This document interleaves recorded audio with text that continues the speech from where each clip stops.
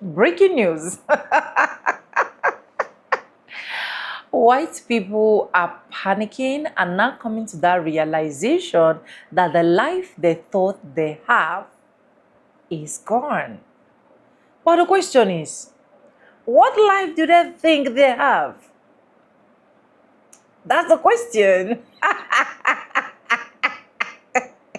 The problem these white people have is when we tell them that these are the only people that can lead you to the promised land. Black Americans are the only people that can make you see the future from where you are standing. They will not accept.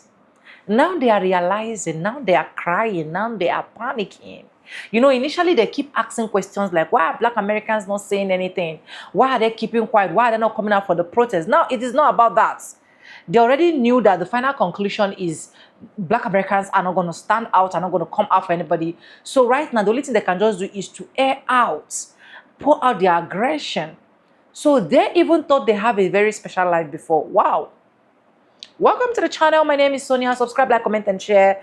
Credits belong to the original creators of every single clips and stitches we have in our today's episode.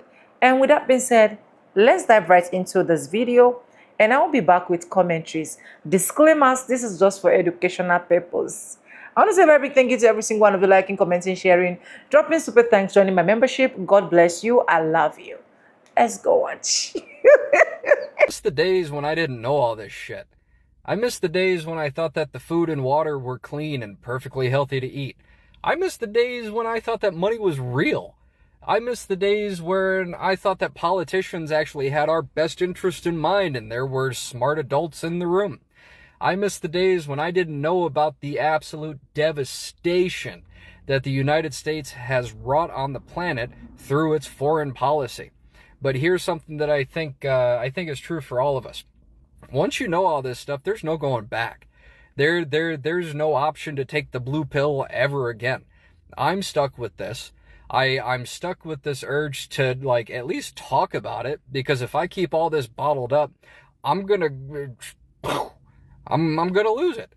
But I do still miss those days. It was a simpler time. It was a nicer time. It was a more peaceful time. And ever since, I have just really wanted to go back to that same sort of everything will be okay. If we thought we had, it's gone. What you've been planning for and saving for and working for and dreaming for, those things are all gone and they are not coming back. We have two choices in this moment, because I think even the most deeply asleep among us, in your heart of hearts, you know what we thought we were going to, that future is absolutely gone. So what are we going to do about it? We can sit here quietly and let this play out the way the regime in charge wants. And we know what that looks like. We absolutely know what that looks like. If you don't know, go read Project 2025 or go watch The Handmaid's Tale. Except in this version of The Handmaid's Tale, there will be no people of color. Not in this version, because those people are all going first, starting with the immigrants.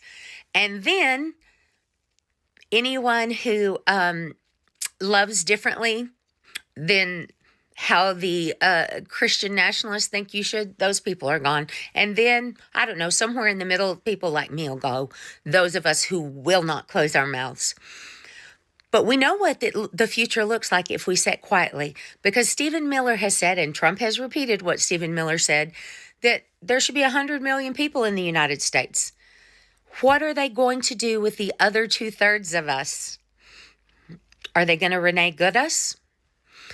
The ones they can't deport, or the ones they can't put in labor camps, or the ones who will not shut up and are going to continue to speak out despite their threats and their intimidation tactics?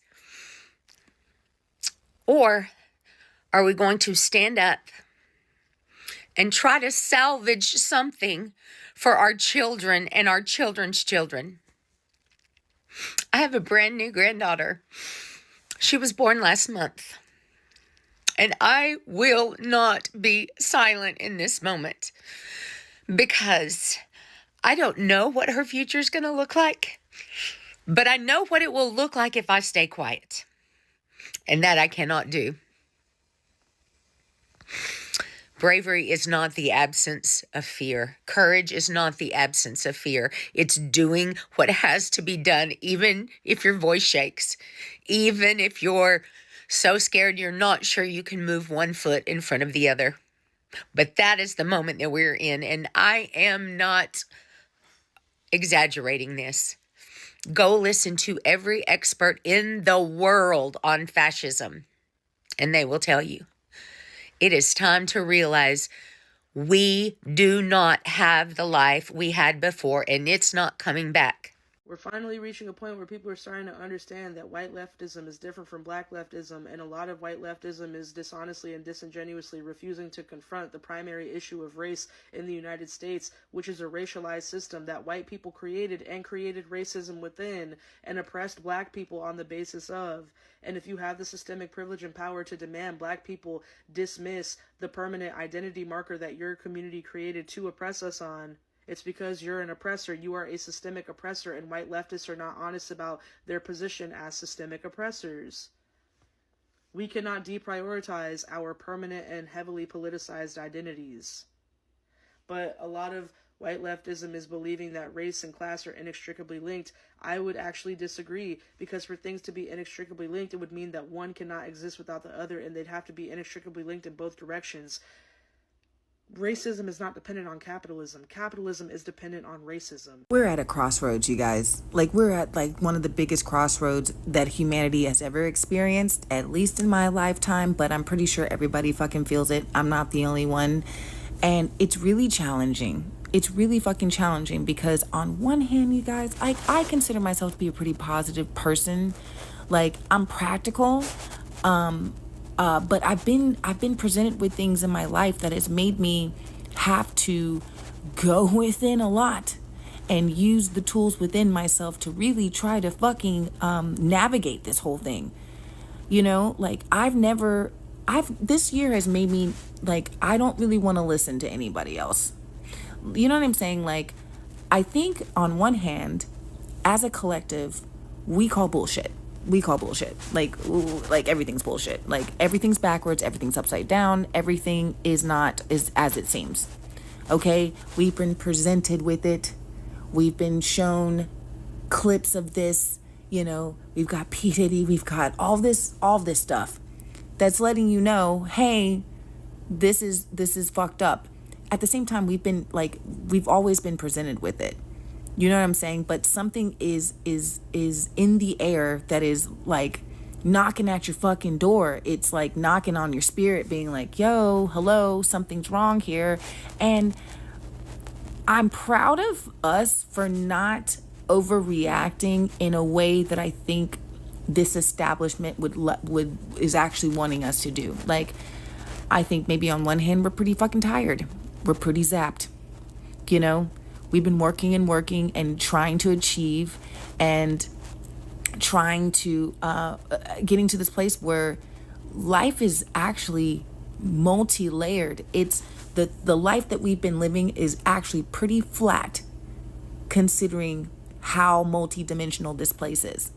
Like, there's so much else that's happening. Like, we're way more than we were ever described as. We're way more than a diploma. We're way more than a job. We're way more than going grocery shopping, right?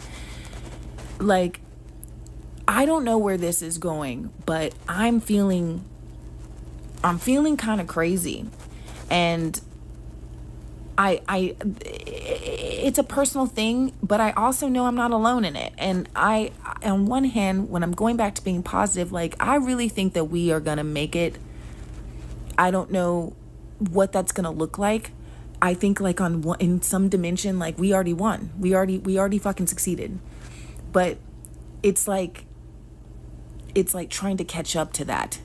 I feel like we're in the echo of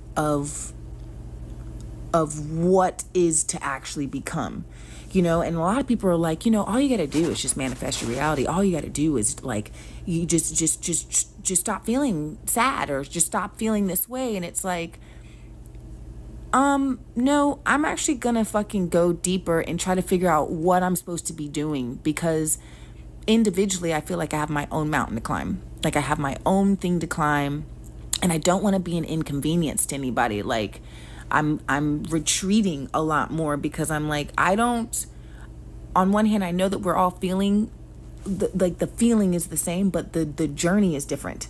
It's really different, and it's complicated, and it feels more complicated. Like today, like it just feels like it's getting more complicated. I don't know if it's like the end of the year, that energy that we experience at the end of the year with the holidays, and like, oh my God, it's just like it's a lot of information, and you've got to be mindful of where your focus is at. But sometimes I look at it as a really broad thing, and I'm just like looking at it panning out. I'm just like, dude, this is a big old mess, bro. This is a big old fucking mess. This is a cleanup job, dude. We're in the cleanup job. This is crazy. Where the fuck are we going? You know what I'm saying? I'm fucking tired. I'm done with this shit, man. I don't want to keep doing this shit. And I just know people in my comments are just gonna be like, you just gotta do what you love. I'm trying. For the people that are leaving MAGA, I need you to understand that the reason why you are not being welcomed with open arms is that nothing fundamentally about how you feel has changed.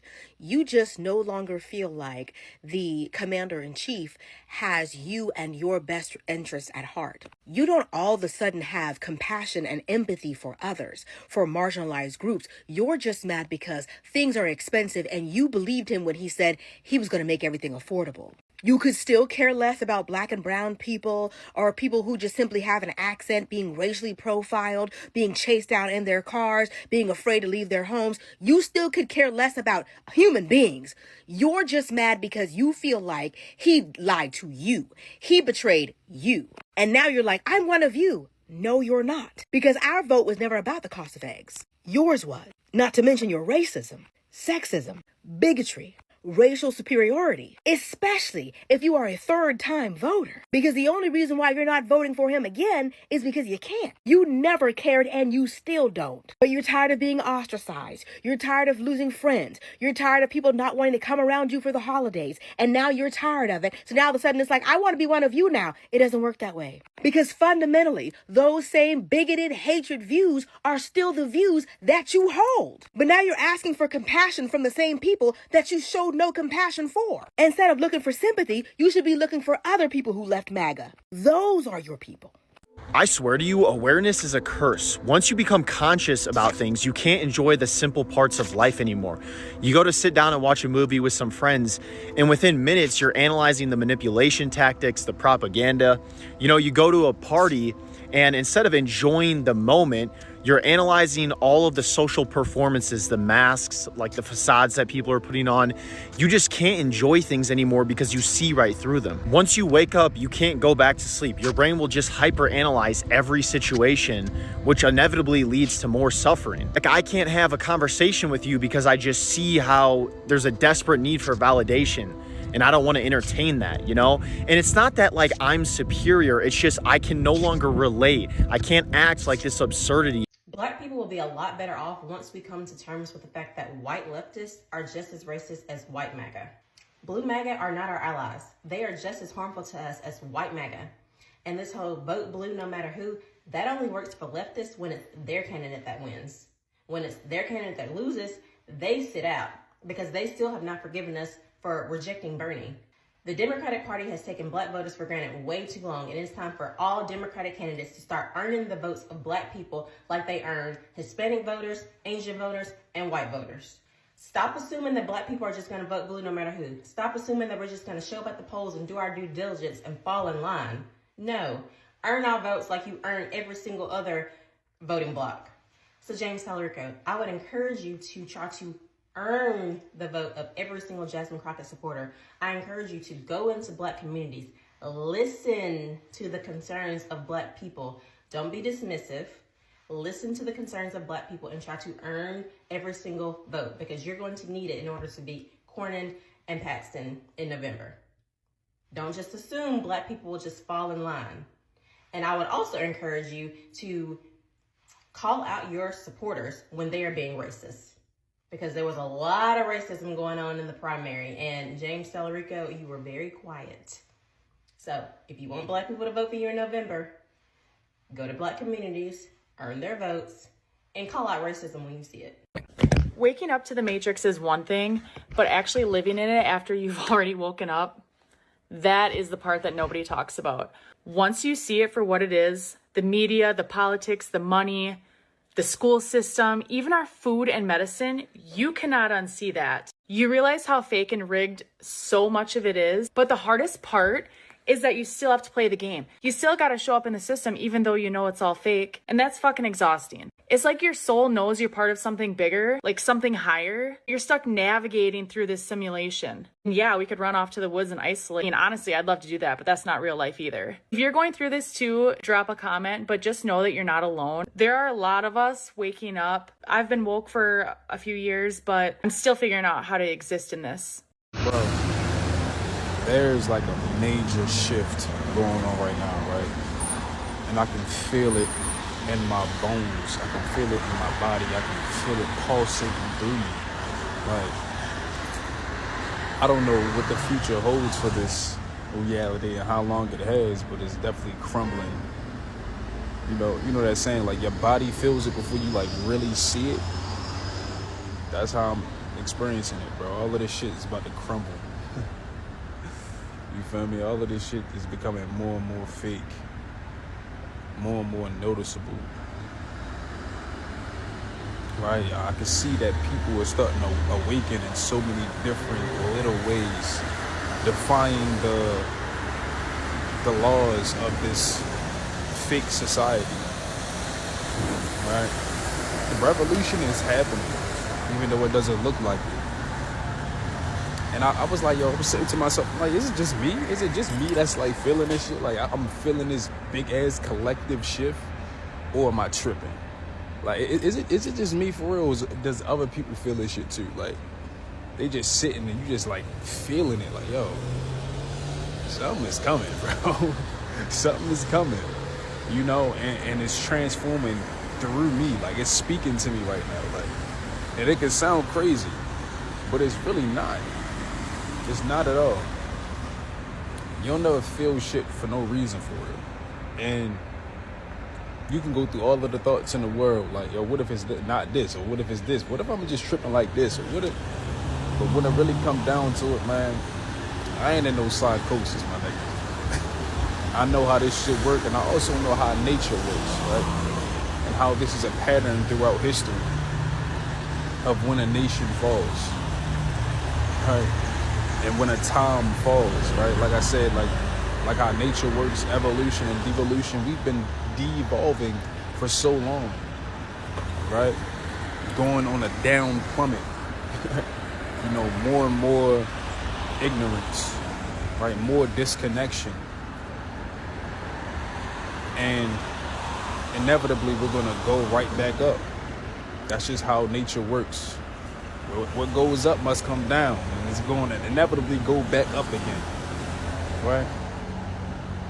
And we're going back up for sure, but it's gonna be chaotic like how it is right now. It's even more. It's gonna be more chaotic, times 10.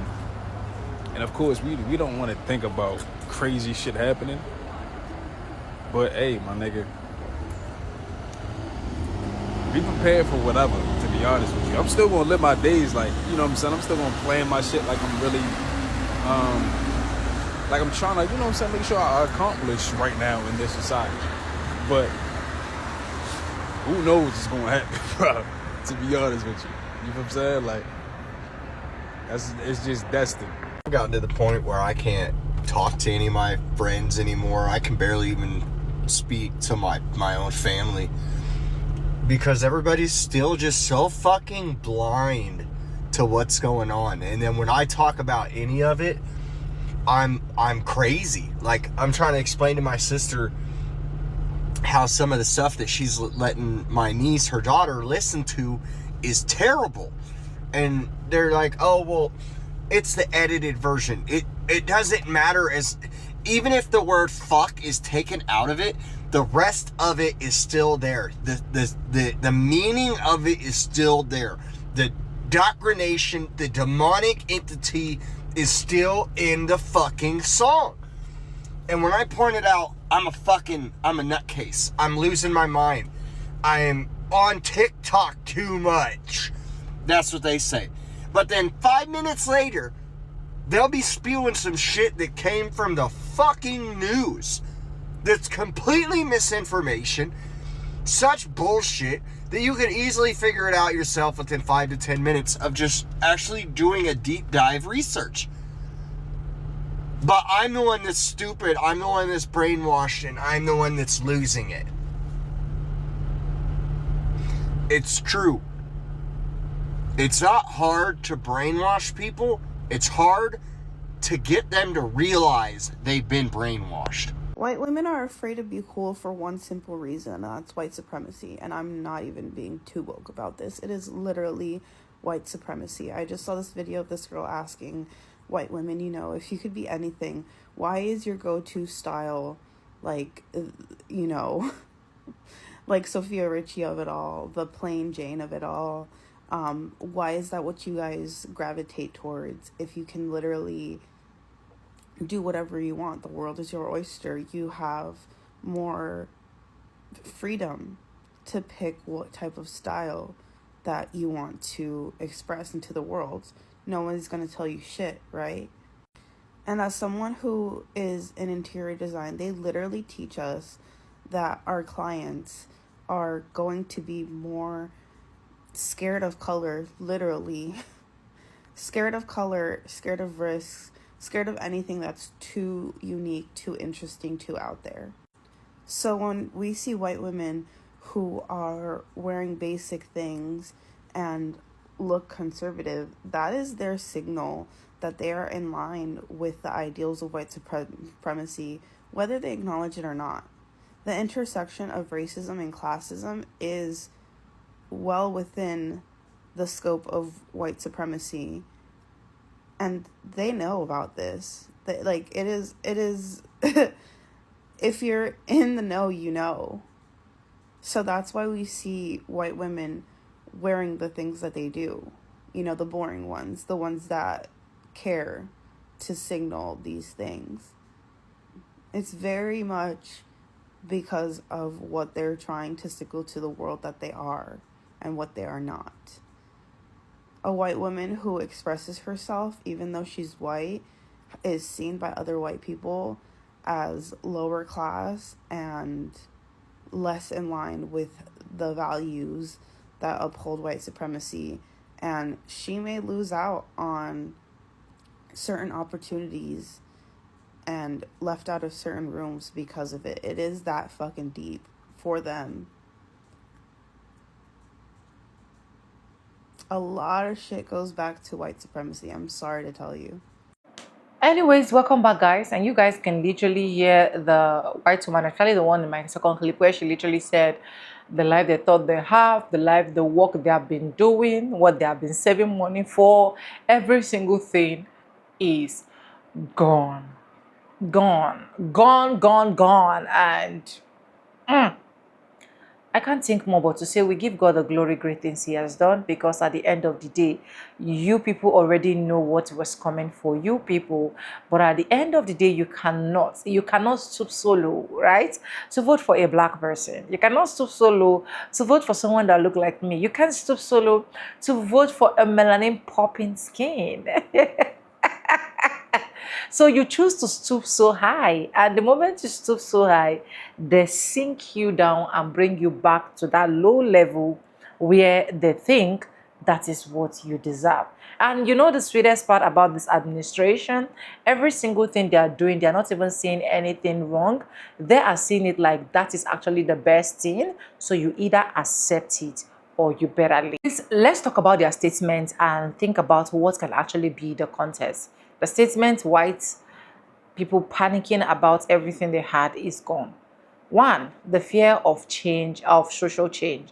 The United States has become more racial and cultural diverse over the past decade. Some people feel unease when long-standing social pattern changes. For certain individuals, this can create a perception that the society they were used to is disappearing. Yeah. Second one, loss of traditional majority status. Demographic project suggests that in the coming decades, the US may become a majority to minority country, meaning no single racial group will be the majority. Some commentators say these changes make certain people worried about losing everything, about losing influence or cultural dominance as to white people. Economic anxiety. Many Americans of all backgrounds are worried about job security, rising costs, housing, and economic inequality. Sometimes, white people feel this economic fear are interpreted through a racial or cultural lens, even though the challenges affect them more. The fourth one, political polarization, where the US is currently experiencing strong political division. Media, political leaders, and online discussions can amplify fear and create the impression that major societal collapse or loss of security is happening. 5. Changing cultural norms. Conversations around race, gender, and historical injustice have become more visible in public life. For some people, this discussion feels like a challenge to traditional narrative that grew up within. 6. Media and social media narrative. Social media and certain news outlets sometimes highlight extreme viewpoints. This can make it appear that large groups of white people are panicking. 7. Debate about privilege and inequality. And you know they like this particular one very well. I am privileged. Who are you? Why are you in this environment? What are you doing here? Are you okay? You don't belong. You know they love to exercise privileges, right? There are ongoing debates about historical privilege and systemic inequality. Some individuals interpret this conversation as meaning they will lose opportunities to status, which can create anxiety. And I'm happy they are really enjoying the anxiety. 8. Migration and globalization. Immigration and globalization have brought new cultures, languages, and perspective into American society. While many white people see this as negative thought, others feels that this is actually positive. Number 9, let's talk about the historical cycles of fear, where throughout American history, different groups have experienced moments of fear during period of changes. For example, during civil rights movements, economic downturn, or major cultural shifts. This can actually make white people to panic and assume that the society and everything they actually have is gone. Let's talk about the different interpretations of the future. Some people interpret current challenges as progress towards a more inclusive society, while others view them as a loss of familiar traditions. These statements might reflect on one side of white people interpreting it as lost. In reality, the United States is a very diverse society, and people of all backgrounds experience both opportunities and challenges. Many Africans, regardless of race, are focused on adapting to change, improving their lives, and building community together. Is that not what people that have sense should do? That is why I so much love Black Americans, because in everything, no matter how you're trying to pull them down, they know the focus, and the goal is let's keep pushing, let's keep doing what we know how to do best, let's keep building, let's keep standing up for ourselves, and at the end of the day, we get to somewhere. But anyways, let me know what you think about this video, guys. Credit belongs to the original creators of every single clips and stitches we have in at today's episode. If you haven't subscribed, what are you waiting for? Please do well to subscribe, like this video, drop me your comments, and lastly, do not forget to share. And I want to say a very big thank you to every single one of you liking, commenting, sharing my videos, dropping super thanks, and also joining my membership. I do not take you guys for granted. You guys are absolutely the best. Thank you so much for staying stick and hooking me to the end of this video. And yes, with that being said, with no further ado, I do like I always say in my videos, I'm going to be saying bye, and I'll see you guys in my next one. For now, bye guys. I love you guys. Mwah.